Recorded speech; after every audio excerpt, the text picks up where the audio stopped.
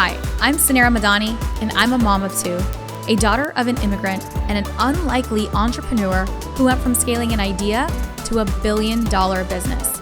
Yes, $1 billion business. Along the way, I learned that less than 2% of female founders ever hit 1 million in revenue, and I became obsessed on a mission to change that. I believe that there is so much gatekeeping in business knowledge, and that we as female entrepreneurs should be learning from other female founders and leaders who have broken the statistics. Since I never went to CEO school, I've had to learn it all the hard way, but you shouldn't have to, because we believe that you deserve to have it all. And honestly, nothing bad happens when women make more money. Grab a seat because class is officially in session. Welcome to CEO School. Hey everyone, welcome to Wind Down Wednesday at CEO School. I'm your host, Suneera Madhani, and today I thought I would try something different. On my Instagram, I posted a Ask Me Anything. So I'm going to pick a few of your questions and get them answered. And for our listeners everywhere, you can always ask me questions in our DMs. You can send us a DM and ask the questions, and hopefully I always answer my DMs, but whenever I do an Ask Me Anything, I try to actually respond back to them. And this is a great way for us to have this interactive session here today and answer these questions because they were so good. These are all business questions, some are personal questions, but a lot of them are the same theme. And so I'm going to just do an open coaching session with all of you. So entrepreneurs everywhere, buckle up. It's going to be a quick 15 to 20 minutes, and I'm going to fire away and grab a pen and notepad because I guarantee that you're going to be learning something amazing. So a lot of questions I see here are focused on investment. How did you bootstrap Stacks initially? How did you gain your angel investors? How do I secure funding? How do I attract investors? Investors. So lots of questions about investors. So my first thing back to all of you is first, is your company even investable, right? I think that that's a question that you have to make sure that you understand that just because your company, might not be investable doesn't mean that it's not a good business. Not every company is a scalable, investable business. And so a lot of venture capitalists and investors are looking for companies that are scalable. And why is because they're looking for an ROI on their money. They're looking for a return on their investment. And so in order for them to gain a return on their investment, you have to exit your company and sell your company for a greater value so that they can get their money back and a multiple on their investment. And so you have to first know if your company is even ready for investment. And an example that I gave is, I get pitched a lot from companies, and I do angel investing myself. We have a fund called Side Hustle Ventures. I've invested in a little over 20 plus companies at this point, and led many series and seed rounds, Series A and seed rounds for our portfolio companies. And first, I don't think women and people understand if their company is investable or not. So an example that I like to give is, this one company, recently she sent me an email saying, I'm looking for investment for my company. I think it can scale. And, I want to secure $1 million in investment. And my response back was, would love to see her pitch deck, would like to understand her revenues and her growth plans and why she needs the investment. And when she actually sent that back to me, it was clear that her company wasn't ready for an investment. So she has a product company. I'm not going to call it a beauty product company. And she messaged and said that, she's done $18,000 in sales on this beauty product. And that's amazing. She's gotten some proof of concept, but her product right now, and she asked for $1 million in investment. And I think that why does she need $1 million? Where does that number come from? What is she going to do with that $1 million? And how are we going to take that $1 million and go turn that into $10 million? And so it is important for you to have a clear understanding of your business and where the business can scale. And if you're looking to make it scale, that is when you require an investment. So what I would have loved from this company and from this CEO would have been, hey, I have $18,000 in scale, right now in this product, but our cost of acquisition on our customer, because we, acquire our customers digitally. So it costs me, $20 to go acquire a customer through our ads.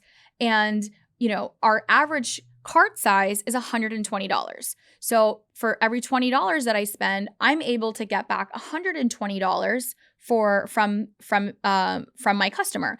So I want to scale my advertising because there's so much opportunity, and I'm capped because I only have so much funding to put into it. And that's a scalable way for me to scale. And there's so much opportunity there. And then also my cost on the product. So it cost me $20 to land this customer. My average cart is $120, and it cost me, $40 for the production of the supplies. But that's because I'm only ordering in smaller quantities. And so I need, $200,000 to then secure my own shipping and handling facilities and product, development center, so that I can scale from the 1,000 units to 10,000 units, and therefore lowering my cost of goods from $40 to $20. So that decreases my cost here. So I need that investment for that. And then lastly, as we're continuing to grow and scale, because we are adding in customers on a growth percentage of nearly, 80% month over month on our sales are increasing, I need to scale my team to support that growth. Therefore, based on the team, based on the product, and based on our needs and our proven track record of sales and marketing, I need a total investment of $600,000 to support these initiatives, which will then drive my end of year forecast from going from, $1 million, $800,000 to $3 million this year. And so which company is investable, right? Is it that I have this one product and I want $1 million in investment, or this really clear plan and track record to say why I need this investment? So I come back here and ask, and I always ask the entrepreneur, and I'm asking all of you that, I hear a lot of, Suneera, I just need an investor, right? If I just had an investor, my company can scale. If that's the case and you need dollars, then let's go find the dollars. You can also get investment through debt financing in your business. You can get an investment from friends and family. So there's a lot of other ways and then you can also self-finance your business from the profits of the business. But you have to have that proven methodology to say, if I take $1, that it has to be 1 + 1 = 3. Right? And you have to be able to show that scalability, and that's what investors are looking for. So it's so important for you to understand, one, is your business investable? Two, is, what are the other sources of funding, or how do you get to that track record so that you can also get the right value for your company, right? So you're not giving away too much equity too soon. I could probably sit and do another entire talk on investment, because there's lots of questions here on investment, and I want to get to a few other questions. But to my team, noted, one of our next episodes needs to be clearly on gaining investment. And then a question on how to attract investors, right? So once you know your company is investable, you have a track record of success, how do you actually attract investors? What I will tell you is you're not going to attract investors by sitting and listening to this podcast or by sitting behind a screen. You're going to meet investors through a community. You're going to meet investors in person. You're going to meet investors at events and face-to-face and networking. And it's all about connections. And that's definitely something that I've learned over the last 10 years. It's not what you know, it's who you know. And it is very, very important for you to expand your circles, for you to get out there and network and be part of communities and show up to conferences. And there might not be that immediate ROI in terms of you're looking for this one particular thing or meeting this one particular investor, but you build relationships over time. And you have to continue to cultivate and build relationships. So all of my investors over the last several rounds, I have not met. It wasn't the first time that I met them. We ended up doing deals several years actually after we had been talking. And so very important for you to keep relationships at top of mind and actually show up to the right conferences as well and be in the right communities. So if you are looking for investors and you are a venture scalable company, a company that can be backed by venture capital, then go to some amazing venture conferences. I personally sit on the board of Venture Atlanta. It is an amazing conference. It happens every year in Atlanta, and it's a great place for entrepreneurs to meet and specifically talk about investment, hear pitches, and then you also get an opportunity to apply to pitch. So I encourage you to get yourself out of your computer and get in real life, because that is where investors are. So, and that's exactly to the next question, is how I bootstrapped Stacks was through that. I was out and about. I was networking. I was everywhere in Orlando. I was every single place that I could talk about Stacks. I showed up to all the business networking. I showed up to all of the venture stuff. I went to pitch competitions. I enrolled in pitch competitions. And, even university meetups for startup meetups. I did things every Wednesday, like 1 Million Cups, which is like this Kauffman Foundation meetup that, I believe it still takes place, but in different cities everywhere, where you meet over a cup of coffee and you listen to an entrepreneur pitch, or like at a coffee shop.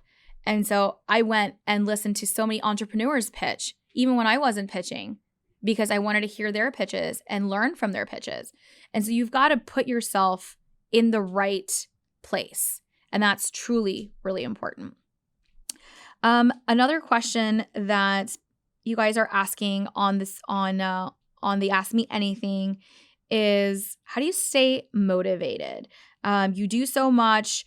You're balancing all these things. How do you stay motivated to get the things accomplished on your list? So, and lots of questions on productivity and time management. So I'm going to try to bucket this together. I really believe in not doing everything, but doing the right things.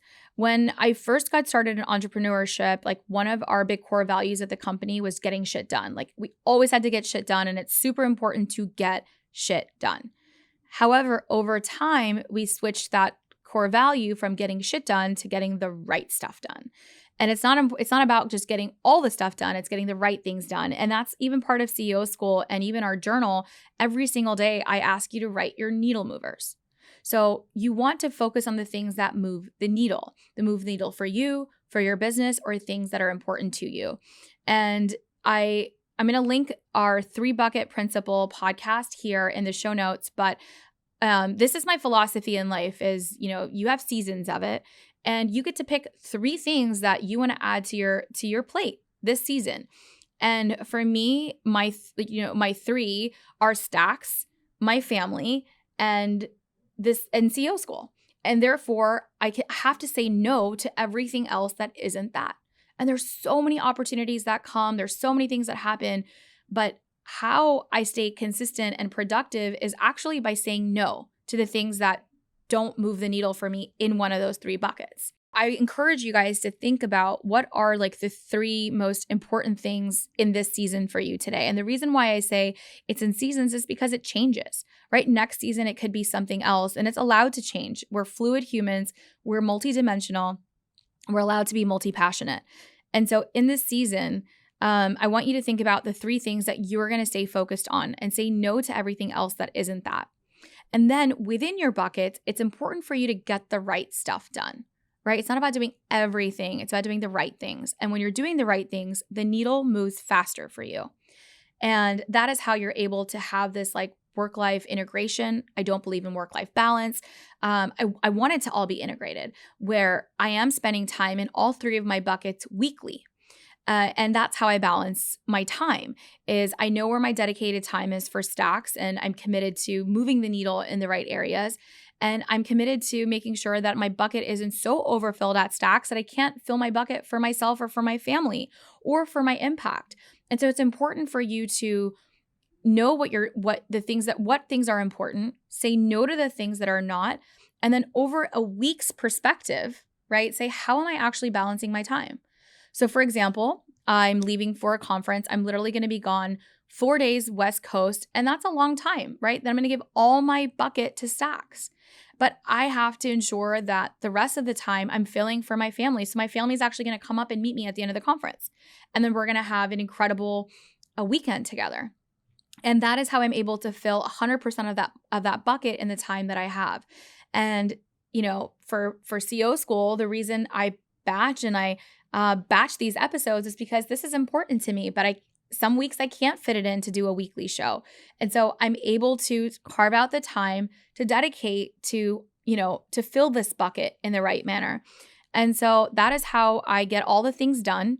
It doesn't happen every single day. And although it may look like every single day, it doesn't happen every single day. And the last part of lots of questions on staying motivated, I would say it's not easy to stay motivated all the time, but I think that if you have the right why in place and you stay consistent, that is what's going to help you. So it's not about putting in let's just say health and fitness, for example. Staying motivated can say tough, right? Because it's hard and it's discipline. But it's not about being 100% clean all the time or working out at 100% every single day. Honestly, the people that last the longest are the ones that stay consistent, right? That put in the effort every day, a little bit at a time, whether that's through micro habits or through just through consistency or just showing up, right? Half the battle is just showing up. And so I stay motivated and encouraged because I try not to have this all or nothing philosophy. I'm a huge believer in baby steps. And I don't need to boil the ocean. I don't need to do everything for everyone but I want to stay consistent in what I do. And so, for example, even for CO school, there's so much opportunity, but I just want to stay consistent with this platform, right? I've stayed consistent with this show, and where my lifestyle is today, this is where I can support it. And so it's all about just being consistent and not necessarily about having the 100% motivation every day. I don't have the 100% motivation every day, but I have a habit of staying consistent. And so that's what helps me kind of accomplish all the things.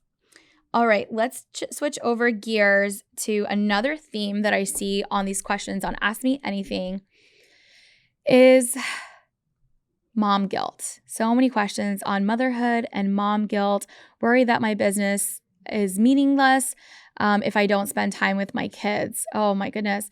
Mom guilt is definitely something that, every mother feels, but I want to kind of normalize, I don't hear dad guilt that often, right? Why don't we hear about dad guilt? Why are we talking about mom guilt?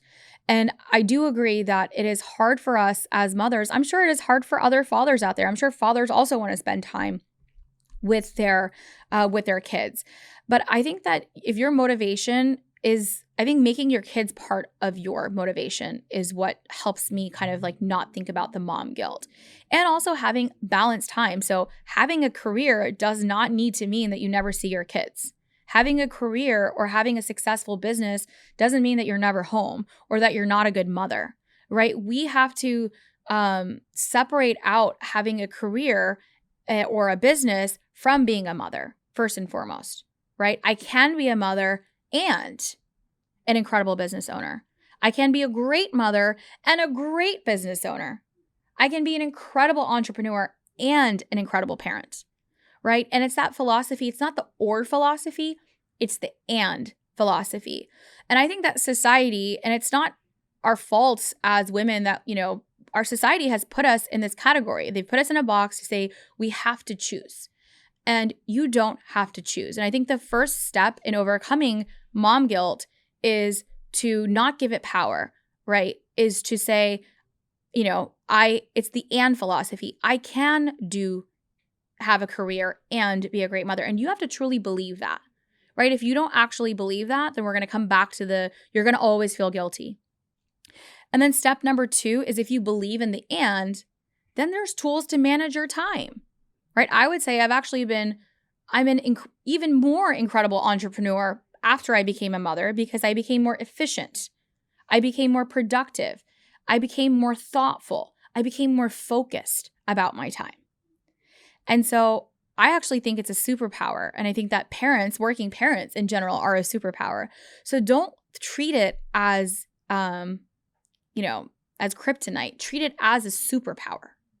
And that is what that's the mindset shift that needs to take place because you have to believe it.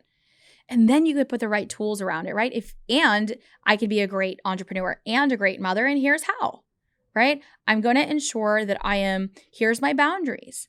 And here are the things that are really important to me to say no on the weekends and to spend time with my kids and to have more quality time.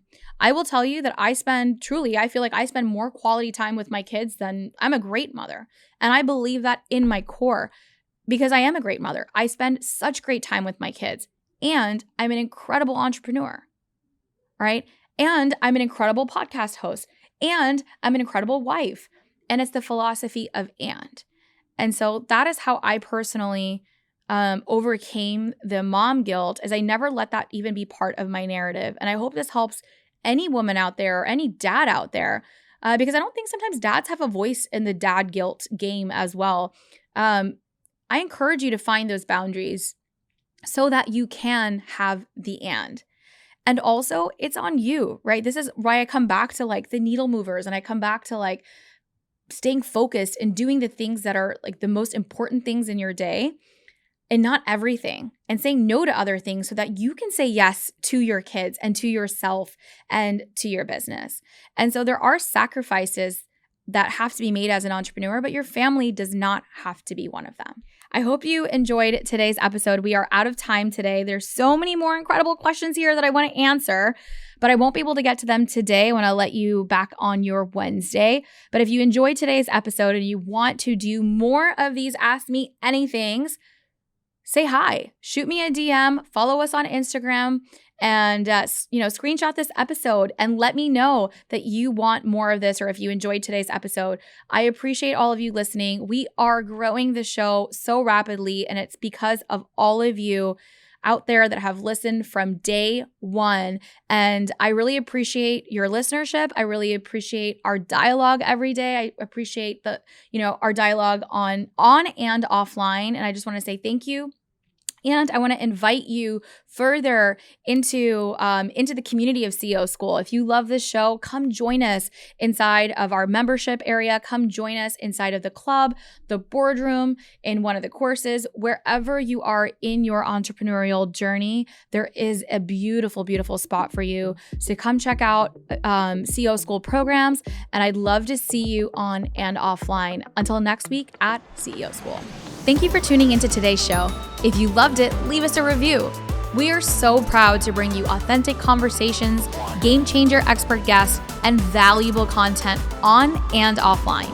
The best compliment you can give us is by screenshotting today's show and tagging us on Instagram at CEO School and at Suneera Madhani. We are obsessed with swag, so don't be surprised if we want to send you some. Thanks for tuning into class today, and remember, nothing bad happens when women make more money.